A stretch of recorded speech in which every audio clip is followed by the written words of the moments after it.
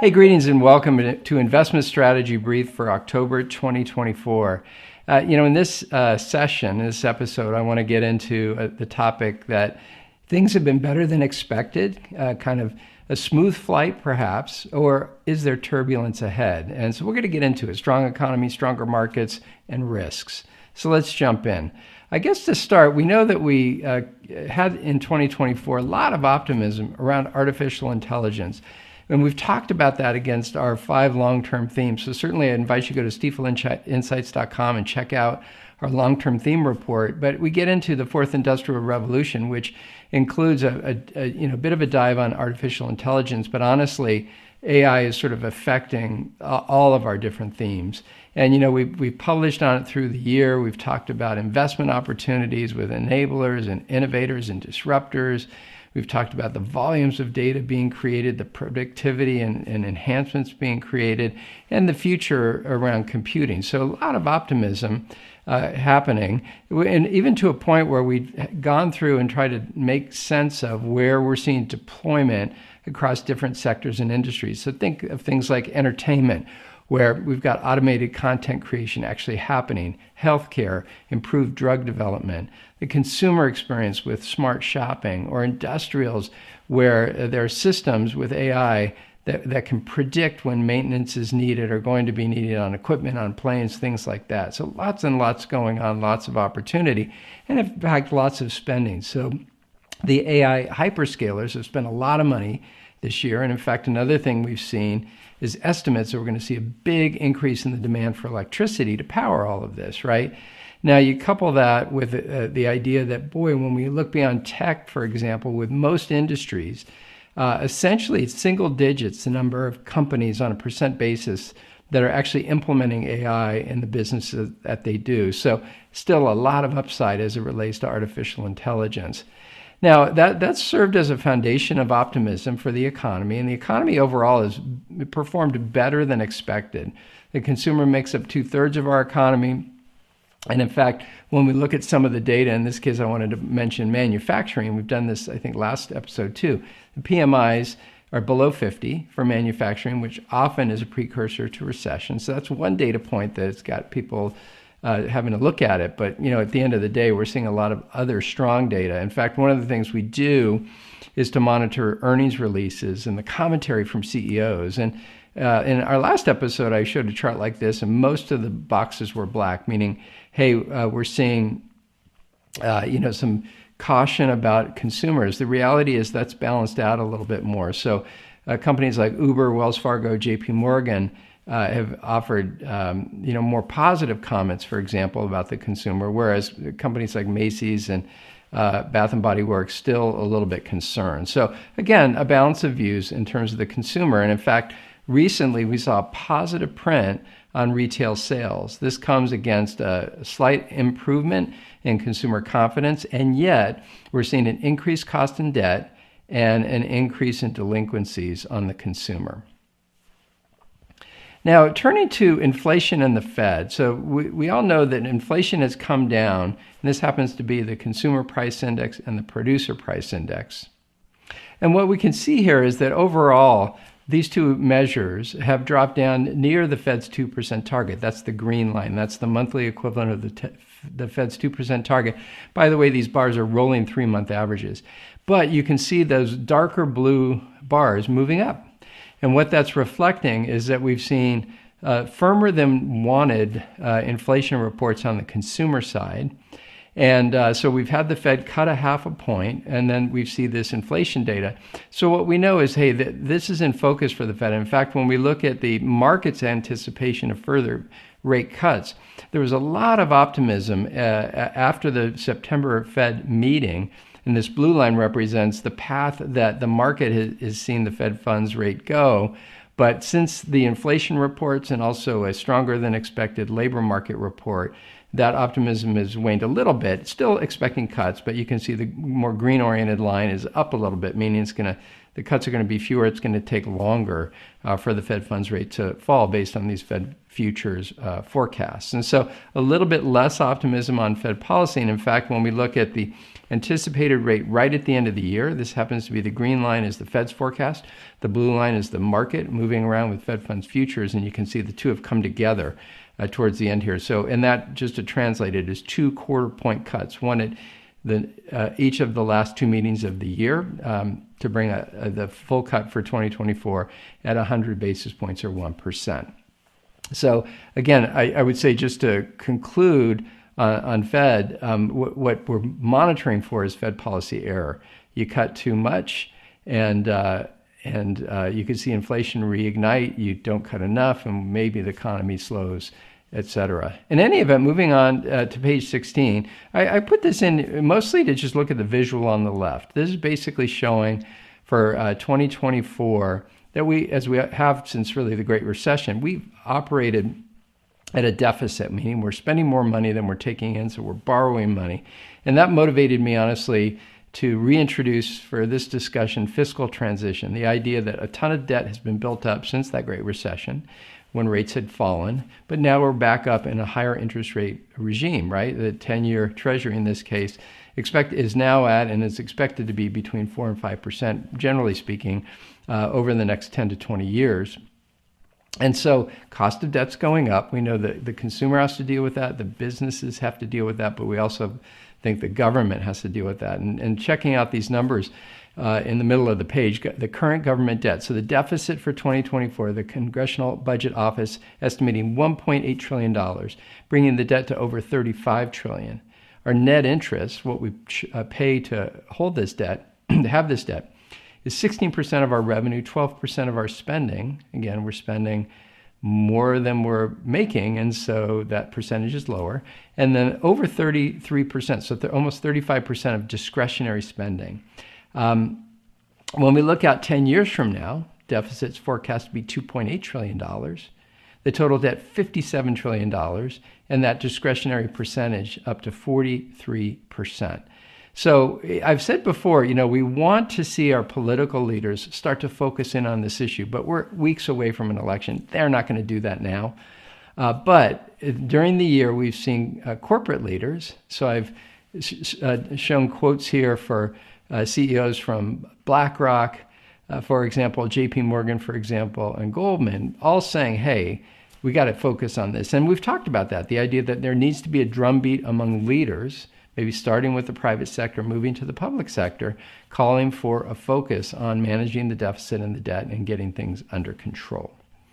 Now, with all that said, as I mentioned, the economy has performed better than expected. So for 2024, with what's happened and what's forecast to happen, we're seeing an estimated full year growth rate of 2.6% being estimated, and then a decline from there to 1.8% next year, and a point of reference is the longer-term trend number of 2.1%. So above trend growth, below trend growth into next year, but still positive, right? So that's the economy. Now let's turn to the elections. As we've said a bit, in some ways across the 3 segments being contested, the White House, the House of Representatives, and the Senate, it's basically a toss-up in all 3 cases. And so we're mostly just waiting to see how things unfold. But when we look, number one, at what voters care about, the top categories continue to be inflation and prices, jobs in the economy, and immigration, 3 categories in focus for voters. And of late, we've seen, based on the predictive models, essentially a signal that Trump may be a little bit ahead of Harris at this point, with that probability of a Republican sweep climbing back up to the level it was around the Trump-Biden debate. And so, and again, I always say there's numerous more news cycles between now and the election. Who knows what's going to happen? It feels like a bit of a toss-up at this point. Now, of course, the election and where government goes is really important because depending on the makeup of the government, especially if it's not divided, but in fact controlled by one party or another, that's going to have a lot of influence over different kinds of sectors. So we're mindful that we have to be careful about financials, we have to be careful about energy, we have to be careful about defense. We have to be thoughtful about technology, both in terms of the acceptance of mergers and acquisitions, but also think of trade flow. So of all things, the sale of semiconductors around the world. All that is kind of in play as we move forward into this election. And we're sort of, mindful that we have to anticipate the possibilities of what might happen, but ultimately wait it out to see how the election actually unfolds. Now, turning to markets, let's start with interest rates like we typically do. We know that the yield curve, as we talked about last time, is normalizing, which means it's mostly positively sloped, except for that shorter end, 1 and 2 year paper, let's say, where we expect that to fall as the Fed cuts rates, right? But when we look at this level of interest rates compared to, for example, at the bottom of the chart here, the levels at the pandemic, rates are up a lot, as we've talked about. But for bond investors, that's good. That means yields available on different categories of bonds are pretty attractive. It's a good time to be putting money to work in fixed income across a variety of categories, so that we view that positively looking forward. But when we turn to the equity market, a drumbeat that we've had through the years that on a cap-weighted basis, the market has been a bit overvalued by traditional measures like price-earnings ratio.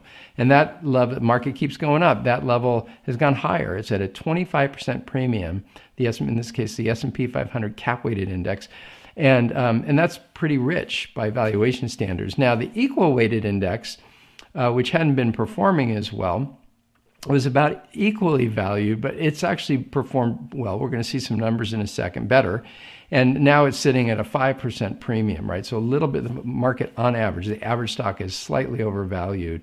Now, as it relates to specifically the Magnificent Seven, we have focused in and updated the analysis on growth and expected growth of earnings, PE ratios, and then the adjustment of PE ratios for growth called the PEG ratio, just to remind ourselves that really at the end of the day, between the Mag 7 and the rest of the market, once you adjust for growth of earnings, things are reasonably similarly valued at this point. Now, as it relates to this change that we've seen as of call it this first half of July, the markets have broadened out a little bit. So I mentioned the equal-weighted index performing a little better. When we look forward, this happens to be fiscal year 2025 earnings growth estimates. And what we see are sectors like healthcare, industrials, and materials anticipating roughly 20% earnings growth next year. So those are pretty solid numbers. With that said, one of the patterns that we've noticed, and I want to focus in specifically on the third quarter of 2024, is as we're far away from the reporting period, analysts can be a bit optimistic. So if we go back a year ago, analysts were expecting a growth rate of 8.9% in this earnings results for third quarter. If we go back 6 months ago, it's 8.5%. Now we're in earnings season, so some companies have reported, more will report. When we combine the actual results with those still that are estimates from analysts, the growth rate has fallen to 2.8%. So there's almost like a sense that the view is a little bit more subdued. And, again, we're kind of waiting out the final results. But one of the things we're watching for is a slowdown in earnings, which could be a headwind to the markets. Now, here are the returns I had mentioned. Draw your attention to the first two rows, upper right. That first line is the cap-weighted S&P 500, up strong through July 10th. That's the day when we saw rotation start to occur.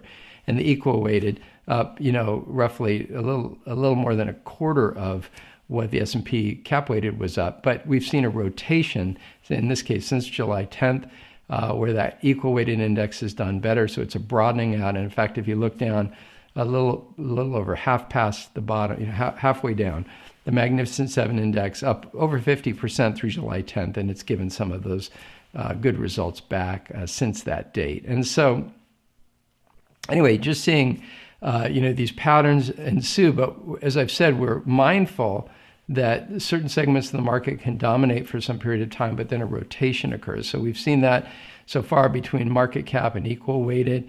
We are sort of modeling and checking out that same pattern for U.S. versus non-U.S. The U.S. has been in a very dominant place since this deficit spending, actually, since the financial crisis and Great Recession. And so, again, these are patterns that kind of come and go. Sometimes they stay with us for a while, but that's the kind of thing that we look for in terms of being diversified, et cetera. In any event, just to conclude on the markets, I wanted to point out Some of the headwinds that we're mindful of are the risks that we see out there. There's obviously in the Middle East military conflict, Israel, Hamas, Hezbollah, Iran. There's obviously the prolonged Russia-Ukraine war with what may be waning support from NATO. We are mindful of the potential for Fed policy error, as I mentioned. I've mentioned the potential for weaker than expected earnings. We've talked about fiscal issues, the fiscal trajectory here in the U.S., and then the reality is the global economies are diverging. Some countries like Germany and China are facing some challenges in terms of slowdown. So all of these things can add up to some pressure on our economy and on the markets. So those are the kinds of things we're monitoring. In any event, I wanted to close with just a quick update on our asset allocation. Recall that most of our investments are long-term in nature. We set a blended asset mix that's really diversified, kind of stick to that. But some clients like to get guidance on shorter-term leanings. And those leanings are sometimes to protect value, sometimes to earn a little bit better return. In any event, on the equity side, we've maintained our two leanings. The first is to be overweight active small cap. We think it's a good environment for small cap active managers to find value. And then we're overweight Japan, really being constructive on that country going forward. On the fixed income side, basically, we had modest leanings into quality, so modest overweight to investment grade versus high yield, and a modest overweight to governments versus other taxable investment grade bonds. We've gone back to neutral in both cases, really to pick up the little bit of extra return you get to move away from the highest quality bonds into other paper just a little bit. And so that's just a decision we've made almost in recognition of the strength of the environment. So I just wanted to share that update about our dynamic leanings. I'll close, as I often do, with an invitation to check out stifelinsights.com. You'll see this video, a podcast, a deck, this deck, and a bunch of other work there. So I hope you check it out. In any event, thanks so much for watching this month. And of course, next time we talk, it'll be after the election, so we'll have a lot to report. Thanks so much.